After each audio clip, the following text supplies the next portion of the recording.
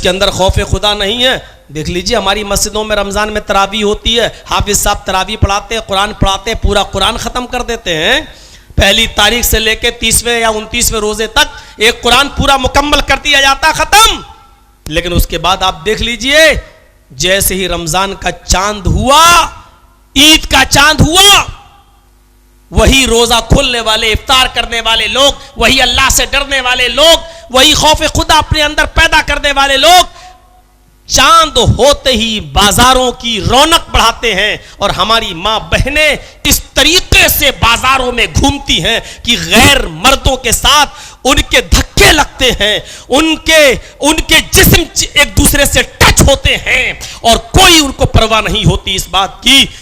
چاند رات والے دن ہمارا کیا حال ہوتا ہے، آپ ٹیلی ویژن پر لکھنؤ، کانپور، اپنے کولکاتہ اور اسی طریقے سے دلی اور ممبئی کے مارکیٹوں کا حال دیکھ سکتے ہیں، بڑے بڑے شہروں کا حال دیکھ سکتے ہیں، جہاں ٹی وی اینکر بڑے دھڑلے سے بتاتی ہے کہ آج مسلمان عورتیں خریداری کے لیے نکلی. مسلمان مردوں کا ذکر کم کیا جاتا ہے، مسلمان عورتوں کا زیادہ، یہ بتانے کے لیے، یہ ہماری کھوپڑیوں میں گھسڑنے کے لیے کہ عورتیں بھی تمہارے اسلام کی تعلیمات کو نہیں مانتی ہیں. یہ بھی آج مغربی تہذیب، ویسٹرن کلچر کی دل دادا ہیں اور پشچمی سبھیتا کی بھوکی ہیں، اور یہ اسی راستے پہ چل رہی ہیں، ویسٹرن کلچر کو اپنائے ہوئے ہیں. یہ صورتحال ہے آج ہماری.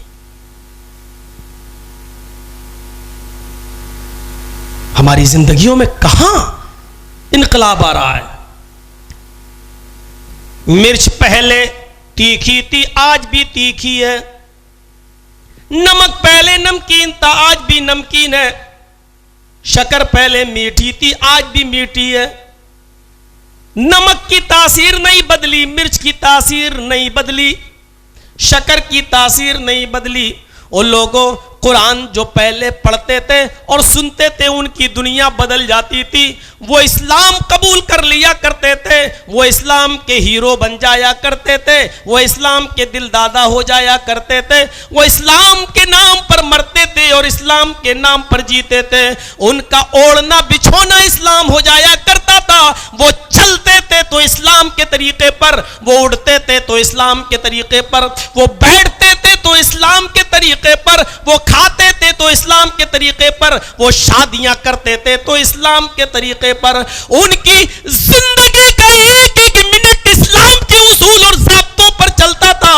یہ ان کی دنیا بدل جاتی تھی. وہ لوگوں جب نمک کی اور مرچ کی تاثیر نہیں بدلی تو قرآن کی تاثیر کیسے بدل گئی؟ یہ قرآن پڑھنے کے بعد انسان کی دنیا بدل جاتی تھی. لیکن یہ آج ہم قرآن پڑھتے ہیں وہی کے وہی ہیں. آج ہم اپنے گھر کو نہیں بدل سکتے ہیں، کلیا چک کیا بدلیں گے؟ ہم اپنا گھر چینج نہیں کر سکتے ہیں، ہم بلیا ڈانگا کیا چینج کریں گے؟ ہم اپنے گھر میں اسلام نافذ نہیں کر سکتے ہیں، ہم پورے مالدہ میں، پھر بنگال میں، پھر ہندوستان میں اسلام کیا نافذ کریں گے؟ جو آدمی اپنے گھر میں اپنی ماں، اپنی بہن اور بیٹی کو اسلام کی چار دیواری میں قید نہ کر سکے اور اس کی زندگی میں اسلام نافذ نہ کر سکے، وہ پورے ہندوستان میں اسلام کیسے نافذ کرے گا؟ یہ امیدیں اب بالکل بیکار ہو گئی ہیں، اس کی امیدیں اب نہیں کی جا سکتی ہیں. اس لیے فرمایا بنیادی چیز ہے قرآن کو شک اور شبے کی نظر سے پاک و صاف رکھو. پھر دوسری شرط یہ ہے قرآن کو جب پڑھو تو اللہ کا ڈر و خوف خدا ہمارے دلوں میں ہونا چاہیے. ھدی للمتقین، یہ قرآن اللہ سے ڈرنے والوں کے لیے ہدایت ہے. یاد رکھنا، خوف خدا ہے تو قرآن سے ہدایت ملے گی، خوف خدا نہیں ہے تو امید چھوڑ دیجیے. آگے مرحلے بڑے سخت ہیں، آگے بتایا جا رہا ہے کتنی پریشانیاں آئیں گی. جب اللہ کا ڈر ہی نہیں تو ان پریشانیوں کو کیسے تم برداشت کرو گے؟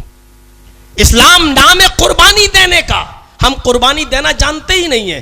آپ نے جلسہ کرایا، ایسے ہی تھوڑی جلسہ ہو گیا ہے. آپ نے قربانی دی ہے، 1 روپیہ 2 روپیہ 5 روپیہ 10 روپیہ 1000 روپیہ آپ نے دے کر یہ جلسہ کرایا ہے. اگر آپ نے یہ تعاون نہ کیا ہوتا، یہ قربانی نہیں دی ہوتی تو یہ جلسہ نہیں ہوتا. اسلام نام ہے قربانی دینے کا. یہ مسجد کے لیے جلسہ ہو رہا ہے.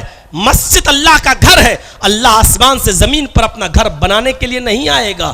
آپ ہی لوگوں کے ذریعے یہ پیغام نافذ کروا دیا اللہ کے رسول کے ذریعے کہ من بنا للہ مسجدن بن اللہ لہ بیتن فی الجنہ. لوگوں یہ میں لالچ دے رہا ہوں تمہیں, جو دنیا میں اللہ کے لیے مسجد بنائے گا, جو دنیا میں اللہ کا گھر بنائے گا, اللہ اس کے لیے جنت میں گھر بنائے گا.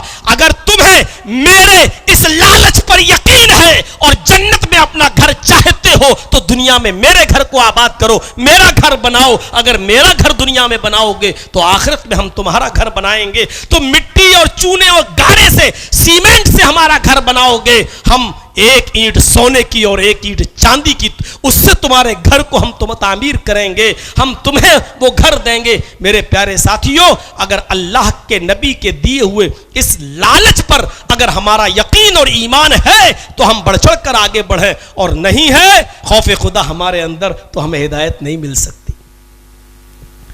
ذالک الکتاب لا ریب فیہ ھدی للمتقین.